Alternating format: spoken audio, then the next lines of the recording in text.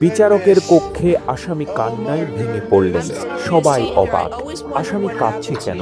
আসামির ওই কান্নার পেছনে আছে করুণ এক ইতিহাস, যে ঘটনাটি নিয়ে আজও আলোচনা হয় আমেরিকার বিচার অঙ্গনে। যুক্তরাষ্ট্রের মায়ামির আদালতে ঘটে এক হৃদয় বিদারক ঘটনার অবতারণা।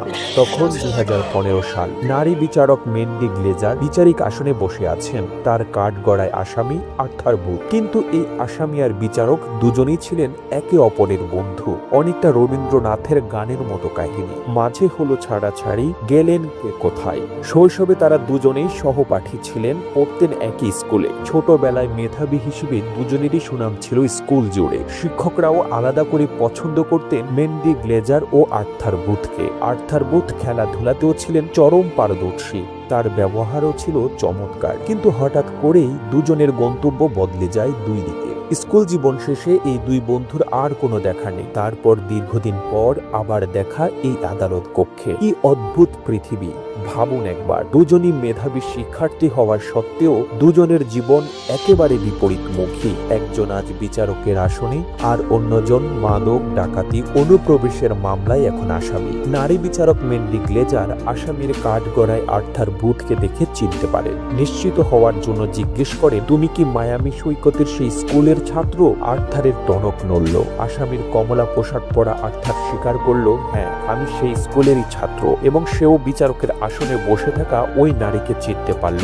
এই বিচারক তো তার শৈশবের বন্ধু, স্কুলের সহপাঠী। আর্থার স্মৃতি কাতরতায় আক্রান্ত হয় এবং লজ্জায় বিচারকও তার অবস্থানের পার্থক্য চিন্তা করেই হয়তো হাউ মাউ করে কেঁদে উঠল। কাঁদতে কাঁদতে তার চোখ মুখ লাল হয়ে গেল।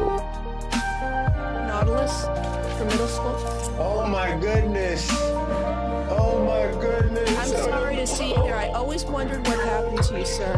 Oh my goodness. This is the nicest kid in middle school. Oh my goodness. He was the best kid in middle school. I used to play football with him and all the kids. And look what has happened. So sorry. Oh my goodness.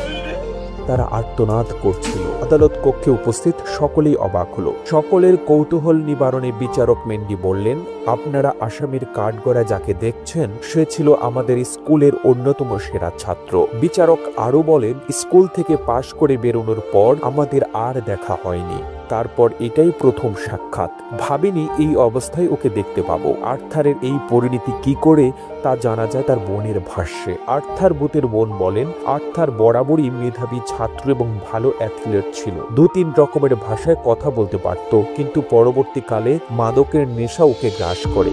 বাল্যকালের বন্ধুর এই করুণ পরিণতি দেখে ভীষণ খারাপ লাগে বিচারক Mendy গ্লেজারের। বিচারক মেন্ডি এখন কি করবেন? বন্ধুকে একটা সুযোগ দেওয়ার জন্য কি একটু ছাড় দেবেন? তাকে কি অপরাধের সাজা থেকে বাঁচিয়ে দেবেন? নানান জল্পনা কল্পনা চলছিল ওই আদালত কক্ষে। কিন্তু বিচারক মেন্ডি আবেগের কাছে বিবেককে পরাজিত হতে দিলেন না।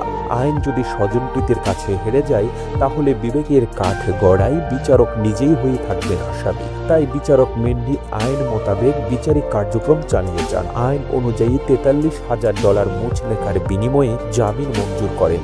তবে অনাদায়ী জেলেই কাটাতে হবে, এই মর্মে ঘোষণা দেন। আর্থার বুথ জামিনের রায় পেয়েও জামিন নিতে পারেননি, কারণ তার কাছে মুচলেখা দেওয়ার মতো এত ডলার ছিল না। ফলে গারদে হয় তার ঠিকানা। মেন্ডিও বন্ধুর দুর্দশায় কষ্ট পেয়েছেন, কিন্তু আর্থারের জন্য কিছুই করার মতো ক্ষমতা তার আইনের এখতিয়ারে ছিল না। তাই নিরুপায় হয়ে আর্থারের প্রতি শুভকামনা জানিয়ে শুধু প্রার্থনা করে বললেন, আশা করি এই বিপদ থেকে দ্রুত রেহাই পাবে তুমি। এবার আনন্দের খবর শুনুন। বিচারক মেন্ডির দৃঢ়তা ও সততা প্রবলভাবে নাড়া দেয় আর্থারকে। তার ভেতরে আসে পরিবর্তন। তাই জেল থেকে 2 মাস আগেই ছাড়া পায় সে ভালো ব্যবহারের জন্য। আর জেলে বসে সে শিখতে থাকে ব্যবসায়ী কৌশল। তারপর জেল থেকে বেরিয়ে শুরু করেন কাজকর্ম। ছেড়ে দেন আগের সব বদ অভ্যাস, মাদক, জুয়া, সবকিছু থেকে নিজেকে সরিয়ে আনেন। আর্থার বুক নিজের জীবন নতুন করে সাজাতে শুরু করেন। আর এজন্য তিনি ধন্যবাদ দেন সেই বিচারক বন্ধুকে। আর তাদের মধ্যে আবারও বন্ধুত্বের বন্ধন সৃষ্টি হয়। পৃথিবী সবাইকে একটা সুযোগ দেয়, আর সে এক সুযোগেই আমাদের বদলে দিতে পারে, নতুন জীবন দিতে পারে।